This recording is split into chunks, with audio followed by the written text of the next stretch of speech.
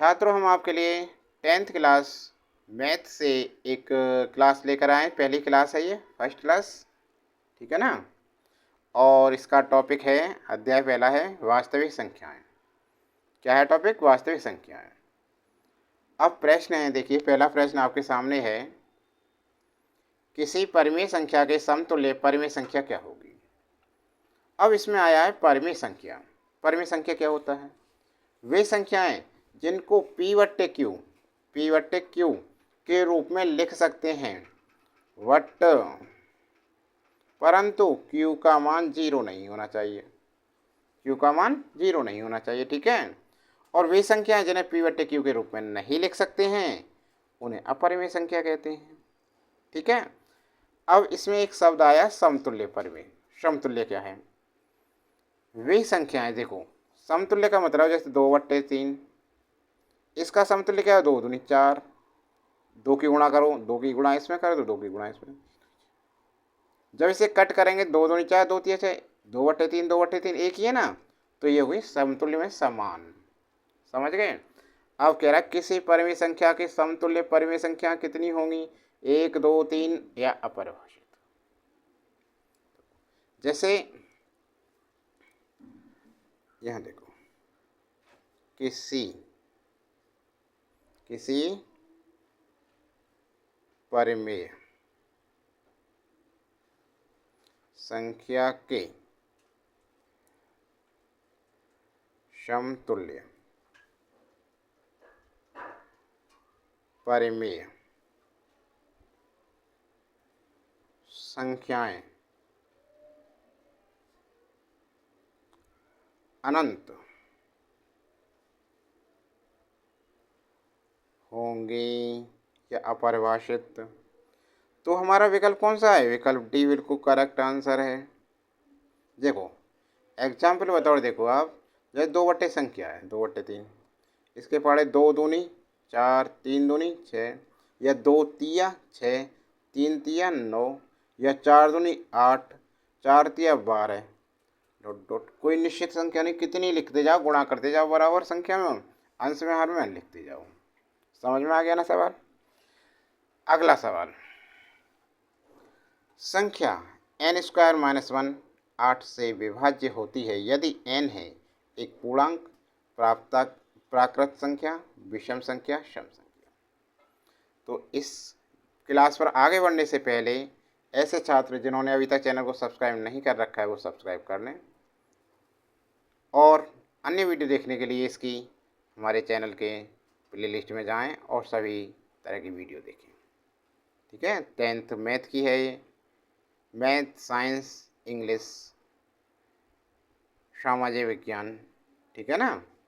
अब देखो हो गया ये प्रश्न। दूसरा प्रश्न क्या कह रहा है इसमें, संख्या n² - 1 8 से विभाज्य होती है यदि n है एक पूर्णांक। इसमें से सॉल्यूशन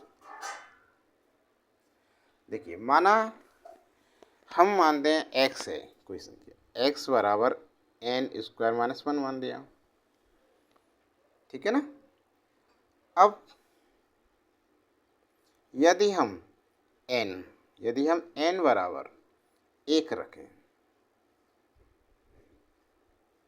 ठीक है, तब x बराबर क्या हो जाए? 1 का वर्ग माइनस 1, 1 का वर्ग 1 माइनस 1 बराबर 0। और n बराबर 2 रखने पर कितना हो जाएगा x का मान? 2 का वर्ग माइनस 1, 2 दूनी 4 माइनस 1 3 होगी। इसी प्रकार देखो रखते जाओ, n बराबर 3, x बराबर 3 का वर्ग माइनस 1, 3 का वर्ग 9 माइनस 1 8, n बराबर 4 रखने पर x बराबर 4 का वर्ग माइनस 1, 4 चौक 16 माइनस 1 15, n बराबर 5,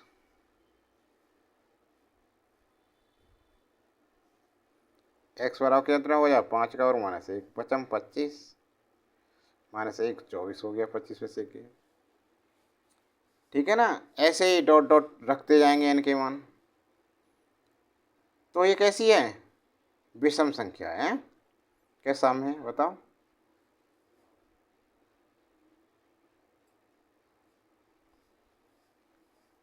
ये कह रहा है विभाज्य होती है संख्या इतनी विभाज्य यदि n एक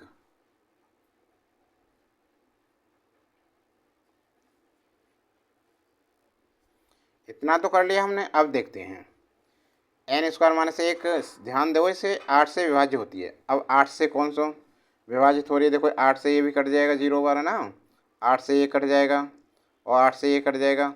तो हम ले लें, देखो ये यहाँ पे ये देखो और ये और ये, तो n के मान क्या है? ये 1 और 3 और 5। ये कैसी संख्या है? विषम संख्या है। अर्थात n के मान कितने हैं? क्या है? विषम है। क्योंकि जब सम है 4 तो ये 8 से नहीं कटी, सम है 2 8 से नहीं कटेगी संख्या, ठीक है ना, विषम है। तब n square minus 1 n square minus 1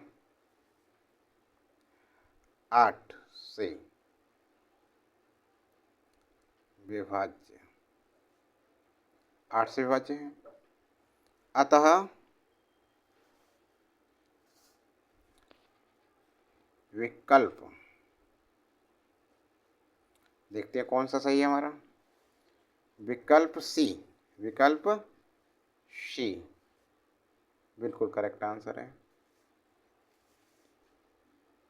विकल्प सी सही है।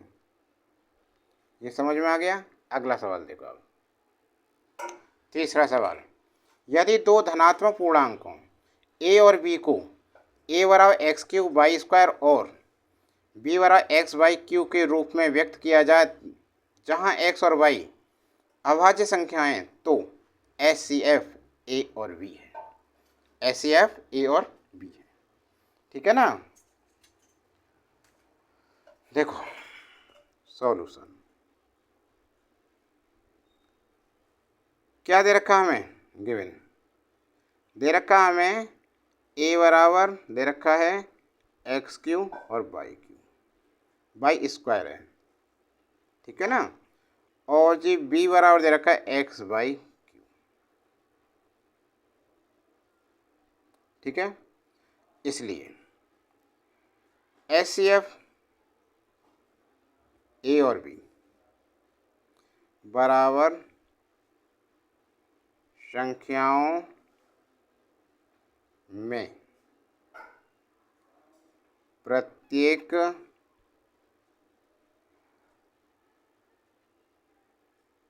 उभयनिष्ठ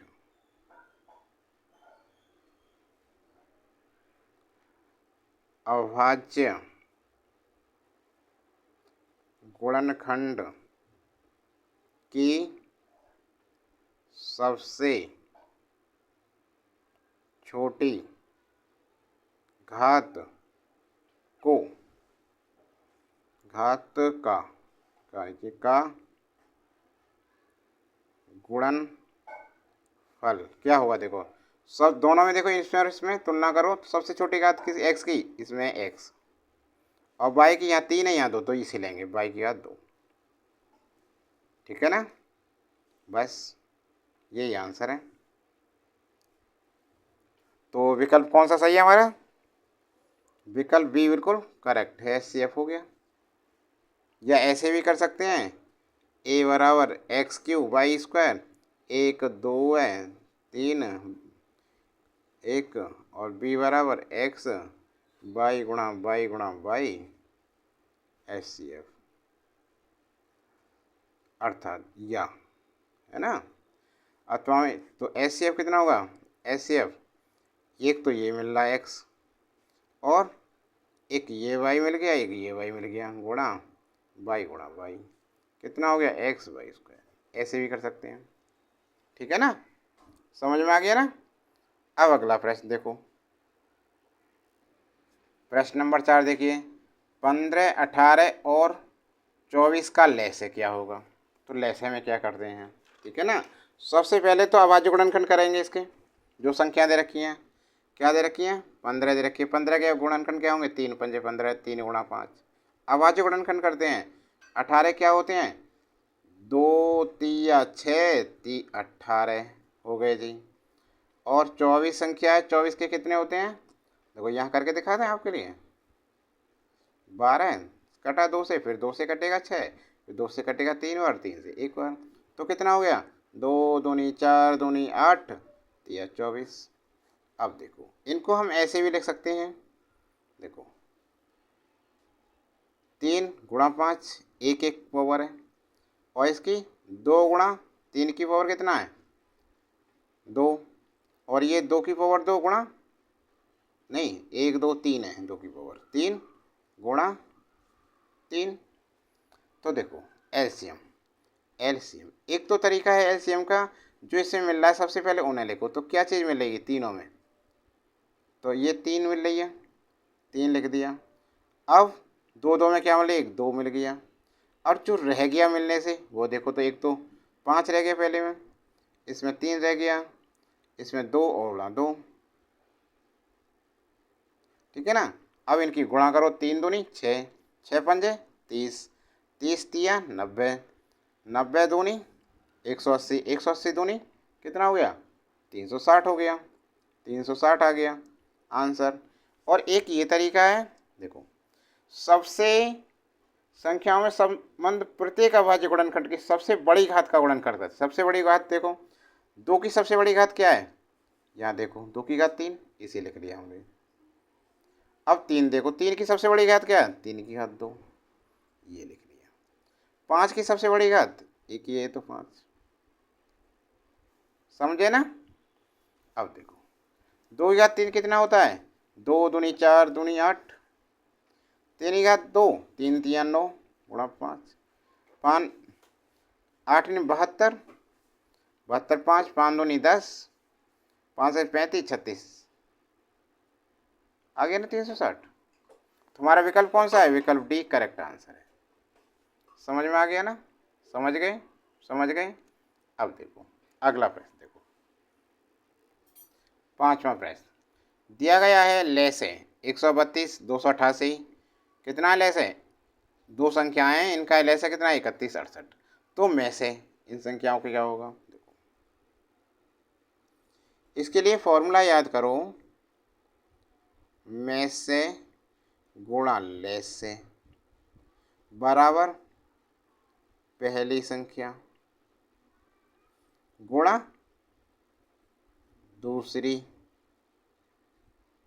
संख्या, ये फॉर्मूला है। अब पूछ क्या रहा है? में से, इसे हमेशा याद रखें अच्छी तरह से, ठीक है ना। यही फॉर्मूला एक इसमें लगेगा। अब में से पूछ रहा है, तो में से के लिए क्या करेंगे? में से बराबर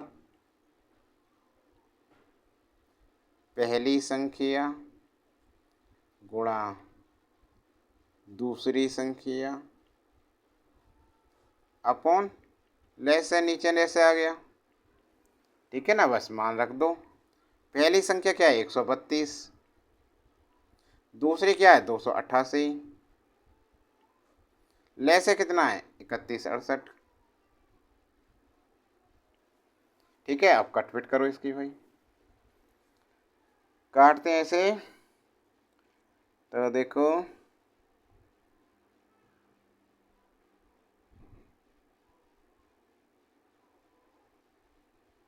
6 से काट के देखते हैं। 6 पंजे 30, बचा 1 31 में से 30 का 1 बचा, 16 हुए, 6 दूनी 12, 16 में से 12 गए 4 48 हो गए, 6 अट्ठे 48। इसे देखो 6 दूनी 12 और 6 दूनी 12,